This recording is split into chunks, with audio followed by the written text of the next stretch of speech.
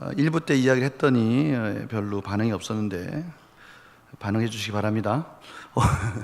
어느 부부가 있었습니다. 하루는 부인이 남편에게 뜬금없는 질문을 했습니다. 여보, 나 어머니 그리고 아들 셋이 물에 빠지면 누구부터 건져줄 거예요? 그랬더니 남편이 한참 난감한 표정으로 고민하다가 이렇게 대답했습니다. 그의 어머니부터 건져드려야지. 심각합니다. 부인은 못마땅했지만 반발할 처지가 아니라 다시 물었습니다. 그 다음에는요? 남편은 또 한참 생각하더니 할 수 없이 대답을 했습니다. 아들을 건져줘야지 뭐. 그랬더니 부인이 속이 상해서 자기가 그런 존재밖에 안 되냐고 막 따졌습니다. 그 부인은 스스로 고민에 빠졌고 나중에는 우울증 증세까지 보였습니다. 혼자 괴로워하다가 도저히 참지 못해서 정신과 의사를 찾아가서 자초지장을 이야기했습니다. 의사 역시 좀 난감한 표정으로 한참 고민하였습니다. 그리고 이렇게 대답하였습니다. 부인, 좋은 생각이 있습니다. 차라리 수영을 배우시죠. 감사합니다. 웃어주셔서. 네. 여러분 혹시 남편을 믿고 계신 분 계십니까? 수영을 배우시기 바랍니다. 네. 믿을 사람이 없습니다. 힘들고 어려울 때 우리에게 좀 도움을 주고 또 구원해 줄 그 누군가, 그런 사람이 우리 옆에 있다라는 거 복입니다. 또 그 사람 정말 내가 힘들다고 했을 때 달려올 수 있는 그 사람과 깊은 관계를 가지고 있다는 거 정말 큰 은혜죠. 그것이 우리가 세상을 이길 힘이 되기도 합니다. 성도님들 혹시 그런 분 계신가요? 계시다면 참 큰 복 받은 분들이십니다. 오늘 말씀을 보면 이스라엘 백성들이 그런 어려움에 처해 있어요. 바벨론 포로로 말미암아서 지금 이스라엘 백성들은 구원자가 절실히 필요할 때입니다. 힘들고 어려울 때이고요. 또 너무나 공고한 상황에 처해 있습니다. 그 표현이 오늘 저희들이 읽은 그 앞절에 설명이 되어 있는데요. 42장 18절에서 25절에 보면 이스라엘이 어떤 상황에 처해 있는지를 잘 설명해 주고 있습니다. 우리가 다 읽을 수는 없지만 24절, 25절을 제가 읽어보도록 하겠습니다. 야곱이 탈취를 당하게 하신 자가 누구냐? 이스라엘을 약탈자들에게 넘겨주신 자가 누구냐? 여호와가 아니시냐? 우리가 그에게 범죄하였도다. 그들이 그의 길로 다니기를 원하지 아니하여 그의 교훈은 순종하지 아니하였도다. 그러므로 여호와께서 맹렬한 진노와 전쟁의 위력을 이스라엘에게 쏟아 부으심에 그 사방에서 불타오르나 깨닫지 못하며 몸이 타나 마음에 두지 아니하는도다. 지금 이스라엘 백성들이 엄청난 환난을 맞고 있다는 것을 알 수가 있습니다. 그런데요, 더 비참한 것은 이들이 지금 당한 환난에 대해서 깨닫지 못하고 있다는 거예요. 이들이 가지고 있는 그 하나님의 놀라우신 은혜 가운데 그들이 지금 어떤 상황에 있는지를 모르는 거예요. 귀로도 듣지 못하고 눈으로도 보지 못하는 그 우둔한 죄 가운데 빠져 있다는 것입니다. 그래서 사실 그들이 당한 그 진노의 그런 환난도 어렵지만 더 큰 것은 비참한 상태에 있는 그 지금의 처지조차 깨닫지 못하는 우둔함에 있다는 것. 이게 정말 더 비참한 거예요. 그런데요, 이러한 비참한 상태에 있는 것으로 말씀이 끝나면 이스라엘에게는 정말 소망이 없을 겁니다. 그런데 오늘 43장으로 이어질 때요, 우리나라 성경에는 없는데 원래 원어 성경에는 but 이렇게 되어 있습니다. But now, 그러나 이제 환난과 어려움과 공고 가운데, 아니 장님이 되고 기머리가 되고 아무것도 깨닫지 못하는 그 이스라엘 백성들의 그 진노의 상태에 있는 그 상태에 그냥 머무르 있는 것이 아니라, 그러나 이제 너를 창조하신 야곱아, 너를 창조하신 여호와께서 지금 말씀하신다 이거예요. 그러나 이제라는 그 단어 안에 소망의 빛이 보이기 시작합니다. 그러나 이제 내가 너에게 희망의 메시지를 선포하겠다, 이 말씀으로 이어지는 것이죠. 그 첫 번째 메시지 뭡니까? 야곱아, 너를 창조하신 여호와가 말씀하신다. 하나님이 이스라엘 백성들을 창조하셨고 그 창조하셨던 것을 다른 말로 한다면 내가 너를 잘 안다. 내가 너의 상황을 잘 안다. 그리고 너를 진정으로 구원해 줄 유일한 구원자이다 라고 그렇게 선포하기 시작하시는 것입니다. 그리고 두려워 말라고 하시는 거예요. 이 두려워 말라라는 그 말씀 속에 그 이유가 두 가지가 이어지고 있습니다. 첫 번째는 뭡니까? 한번 볼까요? 43장 1절에 야곱아 너를 창조하신 여호와께서 지금 말씀하시느니라. 이스라엘아 너를 지으신 이가 말씀하시느니라. 너는 두려워하지 말라. 첫 번째 뭡니까? 내가 너를 구속하였다, 이 말이에요. 내가 너를 구속하였다. 내가 지금 어떠한 대가를 지불해서도 아깝지 않은 나의 소유된 백성으로 내가 삼았다라고 그렇게 말씀하시는 거예요. 이 말씀이 3절, 4절에 구체적으로 설명되어져 있습니다. 3절, 4절에 보면요. 대저 나는 여호와 내 하나님이요 이스라엘의 거룩한 이요 내 구원자이라. 내가 애굽을 너의 속량물로 굿수와 스바를 너를 대신하여 주었노라. 내가 내 눈에 보배롭고 존귀하며 내가 너를 사랑하였은즉 내가 내 대신 사람들을 내어주며 백성들이 내 생명을 대신하리라. 이렇게 말씀하셨어요. 이 표현을 공동번역 성경에는 너무나 마음에 와닿게 표현해서 제가 가지고 왔습니다. 공동번역에는 이렇게 돼 있어요. 나 야훼가 너의 하나님이다. 이스라엘 거룩한 자, 내가 너를 구원한 자다. 이집트를 주고 너를 되찾았고 에디오피아와 스바를 주고 너를 찾아왔다. 그러면서 이 4절 말씀을 한번 보시기 바랍니다. 4절 말씀의 개역개정에는 어떻게 나와 있습니까? 내가 내 눈에 보배롭고 존귀하며 내가 너를 사랑하였다, 이렇게 나와 있는데요. 좀 더 언어에 가깝게 이렇게 표현되어 있습니다. 공동번역에는 너는 눈에 넣어도 아프지 않을 나의 귀염둥이, 나의 사랑이다. 그러니 어찌 해안 지방을 주고라도 너를 찾지 않으며 부족들을 내주고라도 너의 목숨을 건져내지 않으랴. 하나님이 이스라엘 백성에게 구원을 위해서 무엇을 주고도 아깝지 않은 나의 사랑이다 라고 말씀하십니다. 너는 내 눈에 넣어도 아프지 않는 나의 귀염둥이다, 이렇게 나의 사랑이다 라고 말하는 거예요. 이 하나님께서 왜 이스라엘 백성들에게 이렇게 말씀하셨는지는 그 다음에 계속해서 이어집니다. 1절 말씀을 다시 보면요, 너는 두려워하지 말라. 내가 너를 구속하였다. 그리고 또 이렇게 말씀하셔요. 내가 너를 지명하여 불렀나니 너는 내 것이다. 내가 너를 지명하여 불렀다. 이 말은 무슨 뜻입니까? 내가 내 이름을 불렀다, 이 말이거든요. 이거는요, 부모가 우리 자녀가 태어났을 때 부모가 하는 행위를 말하는 것이에요. 너는 내 것이다, 너는 내 자녀야 라고 선언하는 행위예요. 부모로서 자녀에게 이름을 지어주고 그 자녀가 태어났을 때 기쁨으로 나의 사랑, 정말 눈에 넣어도 아프지 않는 나의 사랑, 나의 자녀, 그 자녀를 품에 넣으면서 그 자녀의 이름을 불러주는 행위를 말하는 거예요. 내가 너를 지명하였다, 너는 이제 내 거야 라고 말씀하는 장면이에요. 지금 하나님께서 이스라엘 백성들을 부모와 자녀의 관계로 생각하고 있다는 것을 말씀하고 있어요.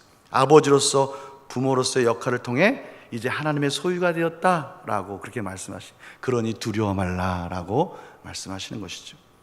널 이제 내 자녀 삼았다. 이제 부모로서 자녀를 보호하는 사랑의 마음으로 인도할 것이니 두려워하지 말라, 이렇게 말씀하시는 것이죠. 하나님은 이스라엘의 창조주이시며 아버지 되시기에 이스라엘 백성들이 의지하고 기댈 수 있는 분이 되는 것입니다. 그래서 하나님은 그분의 작품, 그분의 소유된 이스라엘 백성들이 망가지거나 상처나는 것을 원치 않으시죠. 가장 아름답고 행복하게 살도록 인도하겠다라고 오늘 43장 1절에 선포하시는 것입니다. 여러분, 내가 만든 작품이 누군가에 의해서 망가지는 것을 경험해 본 적 있습니까? 이 목사에게 있어서의 작품은 뭘까요?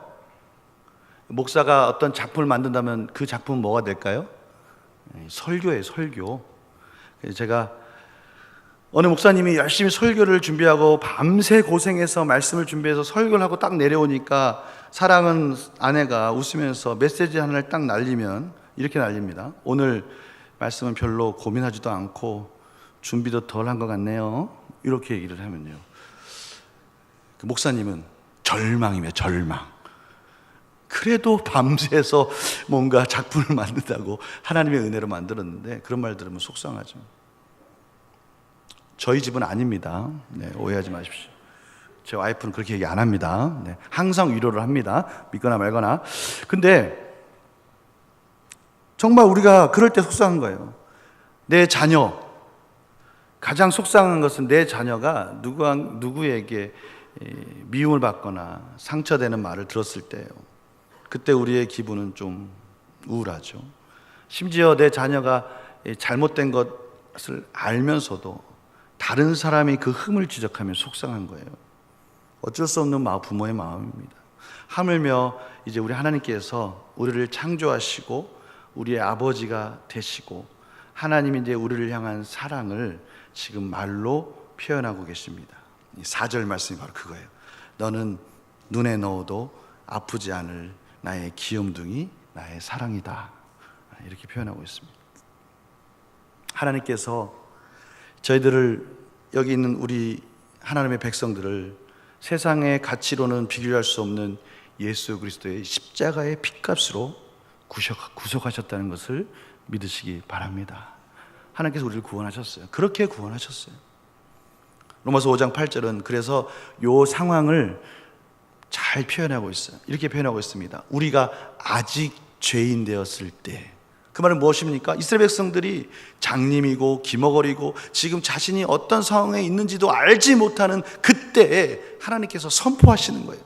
너는 내 자녀야 라고 선포하시는 거예요. 마찬가지입니다. 우리가 아직 죄인 되었을 때에 그리스도께서 우리를 위하여 죽으심으로 하나님께서 우리에 대한 자기의 사랑을 확증하셨습니다. 믿으시기 바랍니다. 다른 성경에 이렇게 나와 있어요. 하나님께서 우리들에게 다시 당신의 사랑을 확실히 보여주셨습니다. 우리 중등부 선생님들이 쭉 모여가지고 우리 아이들에게 예수 그리스도를 믿으면 구원을 받습니다. 예수 그리스도를 믿어야 됩니다. 이거 우리 아이들에게 어떻게 설명해야 돼요? 우리 아이들이 이것을 믿게 하려면 어떻게 해야 돼요? 선생님들 한 분씩 말해보세요. 그런데 선생님들이 참 이거 어떻게, 정말 이거 내가 할 수도 없고 이거 어떻게 해야 될지 참 모르겠습니다. 그런데 분명한 것이 있습니다. 어느 순간에 확 오셨다는 거예요. 그래서 오늘 중등부 교사 회의의 주제는 확 오신 예수님.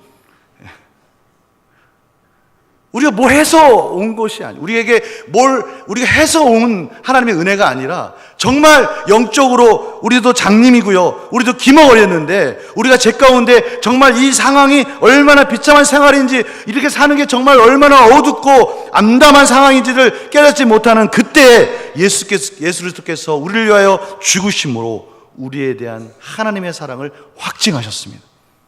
그것을 믿을 때 비로소 우리는 구원의 은혜를 누리는 하나님의 자녀가 되는 것이죠. 그때 우리는 구원받고 눈을 뜨게 됩니다. 귀로 말씀이 들어오기 시작합니다. 우리의 구원자이시고 우리의 창조주이신 하나님께 대해서 이제 창세전에 이미 계획된 하나님의 그 구원 계획이 나에게 이루어졌다는 것을 알게 됩니다.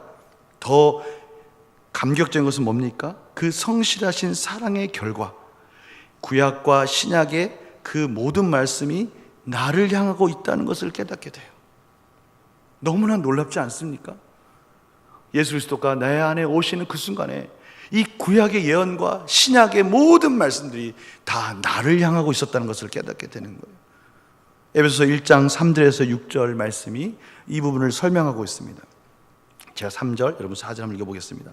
찬송하려다 하나님 곧 우리 주 예수 그리스도의 아버지께서 그리스도 안에서 하늘에 속한 모든 신령한 복을 우리에게 주시되 우리를 택하사 우리로 사랑 안에서 그 앞에서 거룩하고 흠이 없게 하시려고 그 기쁘신 뜻대로 우리를 예정하사 예수 그리스도로 말미암아 자기의 아들들이 되게 하셨으니 이는 그가 사랑하시는 자 안에서 우리에게 거저 주시는 바 그의 은혜의 영광을 찬송하게 하려는 것이다. 아멘. 우리를 그렇게 구원하셨어요. 이어서 하나님께서 이스라엘 백성들을 어떻게 보호하시고 구원하시는지가 계속 설명되어지고 있습니다. 2절 말씀 보시기 바랍니다. 내가 물 가운데로 지날 때 내가 너와 함께 할 것이라. 강을 건널 때 물이 너를 침몰하지 못할 것이며 내가 불 가운데로 지날 때 타지도 아니할 것이요 불꽃이 너를 사르지도 못하리라. 우리나라 성경에는 이 부분이 빠졌는데요, 사실은 이게 좀 강한, 여기 보면은 침몰하지 못한다, 그리고 여기 보면 타지도 아니할 것이다, 사르지도 못한다 라는 그 앞에 사실은 결코라는 단어가 들어가야 돼요. 원래 이 원어 성경에 보면은 결코 너는 침몰하지 않을 거야, 결코 너는 타지 않을 거야, 결코 어떤 불도 너를 사르지 않을 거야 라고 말씀하고 계시는 거예요. 그 이유는 뭡니까? 하나님이 나와 함께 하시니까. 하나님이 나와 함께 하시는데 무엇이 우리를 침범하고 무엇이 우리를 해할 수 있겠느냐라고 말하는 거예요. 이 사건은 출애굽 사건을 연상케 합니다. 홍해를 건너실 때 하나님께서 그 법궤와 함께 이스라엘 백성들과 함께 하셨어요. 그 흐르던 홍해가 멈췄어요. 요단강을 건널 때 제사장들이 법궤를 메고 먼저 한 발을 내딛습니다. 그때 그 요단강 물이 멈추는 거예요. 이스라엘 백성들이 그 모든 환란 속에서 정말 손끝 하나 상하지 않고 그 마른 땅을 건너가는 기적을 체험하는 겁니다. 시편 23편 4절에 보면 그래서 다윗은 이렇게 고백합니다. 내가 사망의 음침한 골짜기로 다닐지라도 해를 두려워하지 않을 것은 주께서 나와 함께 하심이라. 부모가 자녀를 떠나지 않잖아요. 특별히 자녀가 힘들고 어려울 때 부모가 그 옆을 지키지 않습니까? 우리 하나님 아버지께서 내가 너를 지명하여 불렀다, 이제 너는 내 아들이야, 내 딸이야, 내가 너를 떠나지 않을 거야, 두려워하지 말라, 이렇게 말씀하시는 거예요. 마지막으로 오늘 말씀에 정말 위로가 되는, 저는 이 부분을 더 좋아하는데요, 진짜 보석의 말씀이 하나 숨어 있습니다. 오늘 이 문맥에 흐르는 그 문맥을 보면 사실은 이 말씀은 신명기 30장 3절에서 5절 말씀과 아주 유사해요. 집에 가서 한번 찾아보시기 바랍니다. 신명기 30장 3절에서 5절 말씀에 아주 유사한 말씀이 써 있는데요, 다른 게 하나 있어요.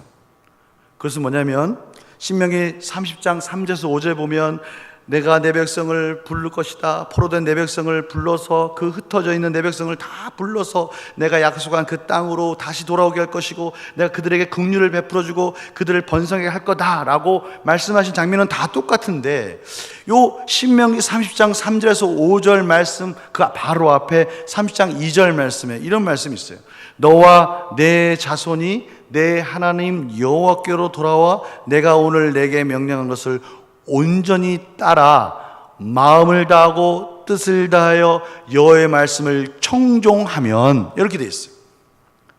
무슨 말씀입니까? 하나님께서 너희들 다 구원해 줄 거야. 그런데 조건이 붙어요. 그것은 뭐냐면 하나님 말씀에 온전히 듣고 순종하면이라는 말씀이 붙어요. 그런데 놀라운 것은 뭔지 아십니까? 오늘 저희들이 읽은 이 이사야 말씀에는 그 회개와 순종이 조건으로 주어지지 않아요. 다시 말하면 오늘 이 이사야 말씀은 똑같은 하나님의 회복의 말씀인데 그 조건과 이유는 딱 하나입니다. 그것이 뭡니까? 하나님께서 우리에게 부여해 주신 쥐, 내 아들들, 내 딸들, 그거예요. 회복에 아무런 다른 이유가 없어요.